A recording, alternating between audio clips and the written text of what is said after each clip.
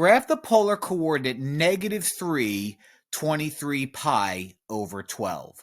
Now, when you graph a polar coordinate, this is not the same as what we're used to, the rectangular coordinate. This is not telling us, let's go left 3 and then go up whatever the heck that number is.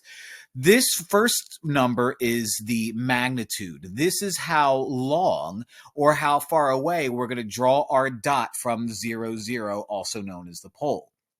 This second number is the degree that we spin counterclockwise from the positive x-axis. Okay, like we've always done. Now, 23 pi over 12 is not visible, but it would be right here. Okay, it's literally that last spot before we hit 2 pi. Now, that's great and all. So I spin this around, I see 23 pi over 12, and I'm like, well, wait a minute. My magnitude is -3. That means I'm not going to go 1, 2, 3 towards 23 pi over 12. I'm going to go in the opposite direction. So 23 pi over 12 is this line, which in the opposite direction, spinning it around, is going to be this line.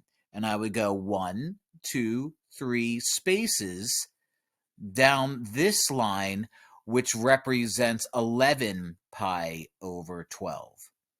So the way you can view this is if you're going to have a negative magnitude, just add or subtract 1 pi to this number here and make that negative magnitude positive, and you get the same thing. So -3, 23 pi over 12, is the same as +3, 11 pi over 12, because 23 pi over 12 minus pi is that number right there. So there you have it.